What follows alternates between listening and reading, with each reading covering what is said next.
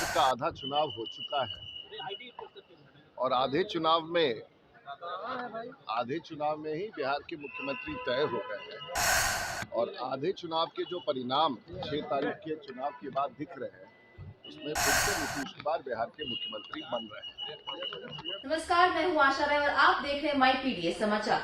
बिहार विधानसभा चुनाव के पहले चरण के मतदान के बाद सियासी माहौल और गर्माता नजर आ रहा है। एक ओर जहां एनडीए का दावा है कि जनता ने उनके पक्ष में वोटिंग की है, तो वहीं महागठबंधन का कहना है कि राज्य के अगले मुख्यमंत्री तेजस्वी यादव ही बनेंगे। इसी बीच भाजपा सांसद राजीव प्रताप रूढ़ी ने कहा कि बिहार का आधा चुनाव हो चुका है और अब तक के मतदान रुझानों से यह साफ स्पष्ट है कि नीतीश कुमार ही एक बार फिर से मुख्यमंत्री बनेंगे। उन्होंने कहा कि जनता का झुकाव साफ तौर पर एनडीए की ओर है।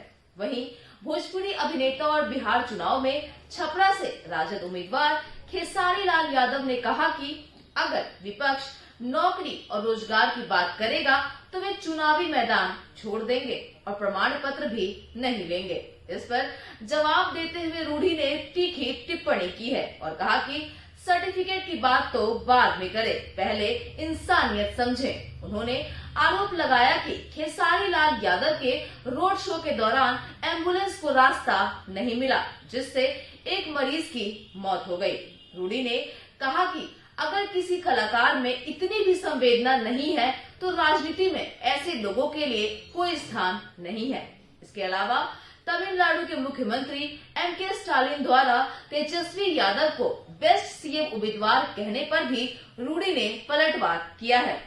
उन्होंने कहा कि बिहार की जनता लालू प्रसाद यादव के दौर को अब भी याद करती है और आज भी आरजेडी का चेहरा लालू जी ही हैं। तेजस्वी चाहे जितना प्रयास करे पर जनता उनके पीछे लालू जी का चेहरा देखती है। तेज प्रताप यादव के बीजेपी नेताओं के साथ दिखने के सवाल पर पूछा गया तो रूढ़ी ने कहा कि तेज प्रताप यादव का मामला उनके परिवार का अंदरूनी झगड़ा है। उन्होंने लालू परिवार पर निशाना साधते हुए कहा कि आरजेडी का नेतृत्व जो पहले परिवार तक सीमित था अब पूरी तरह बिखर चुका है। सुनिए मीडिया से बातचीत करते हुए उन्होंने क्या कुछ कहा है। सर, बिहार में पहले चरण के मतदान खत्म हो गए। एनडीए के लोग कह रहे हैं कि हम लोगों के पक्ष में है, पर महागठबंधन के लोगों ने तेजस्वी को मुख्यमंत्री बना लिया।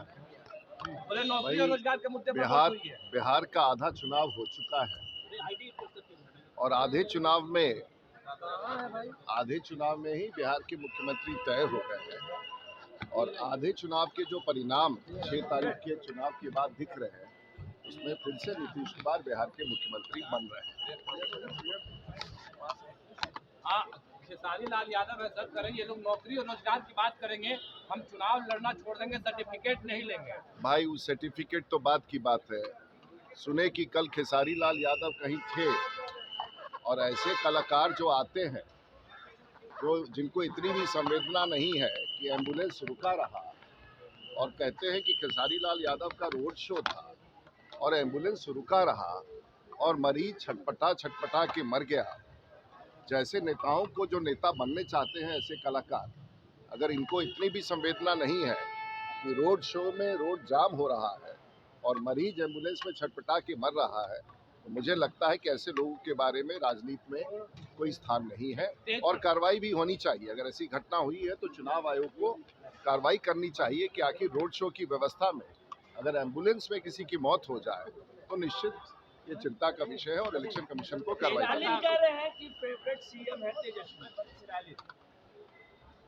देखिए, हम लोगों ने तो लालू जी को मुख्यमंत्री के रूप में देखा और आज भी बिहार में लालू जी का ही चेहरा है और बार बार ये कहना कि कोई और मुख्यमंत्री होगा, लेकिन अब लालू जी का चेहरा एक ऐसा खौफनाक चेहरा है कि वो तेजस्वी जी के चेहरे के सामने आ जाता है। कितना भी प्रयास किया जाए, बिहार की जनता का ये मानना है कि आज भी लालू यादव का चेहरा राष्ट्रीय जनता दल के ऊपर है और वहाँ कोई और प्रत्याशी नहीं है। तो टेन्योर समाप्त हो गया, लालू जी का टेन्योर समाप्त हो गया, राबड़ी जी का टेन्योर समाप्त हो गया और जैसे नड्डा साहब ने कहा कि ये सब जेल और बेल के बीच में, तो जो मुख्यमंत्री जेल और बेल के बीच में रहते हो पूरा परिवार और खानदान, वहाँ ऐसी कोई संभावना नहीं बनती है ये काल्पनिक है। बिहार में नीतीश कुमार ही बिहार के मुख्यमंत्री बनेंगे। इसने पोस्ट शेयर किया है सर, जिसमें उन्होंने एक महिला के बारे में कहा है कि लोकसभा में ये महाराष्ट्र में बोल करती है और विधानसभा में बिहार में। देखिए, ऐसा है ना कि अभी आप लोग जितना सवाल पूछ रहे हैं कि एनडीए के लोगों ने यूपीए के लोगों ने क्या कहा, आप लोग ये नहीं पूछ रहे हैं कि एनडीए क्या कह रही है। एनडीए का यही है कि बिहार में बहुमत के साथ, और आधी जीत हो गई विधानसभा में, अगली आधी जीत हमारी पूरी हो जाएगी 11 तारीख को। बहुमत के साथ फिर से एक बार बिहार में नीतीश कुमार के नेतृत्व में एनडीए की सरकार बनेगी। तेज प्रताप यादव बीजेपी के नेताओं के साथ दिख रहे, क्या बीजेपी में हाल है तेज प्रताप यादव? अब तेज प्रताप का झगड़ा उनके घर में है। कभी कोई उनके यहाँ खिसिया जाता है, कभी रोहिणी जी खिसिया जाती हैं। मुझे लगता है कि वो एक परिवार है, परिवार में बहुत विवाद दिख रहा है। और एक तो पहले भी साधु जी हुआ करते थे, वो भी बिछड़ गए। तो वो आज लालू परिवार विवादों का परिवार, राष्ट्रीय जनता दल विवादों का एक घेरे में है। इसलिए मुझे नहीं लगता कि उनके किसी के परिवार पर मुझे कोई टिप्पणी करना है।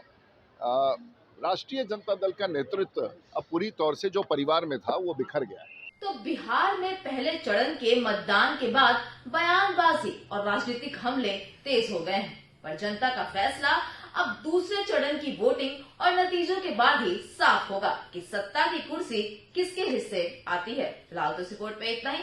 बिहार की ऐसी लेटेस्ट खबरों से अपडेट रहने के लिए आप देखते रहिए माई पीडीएस समाचार।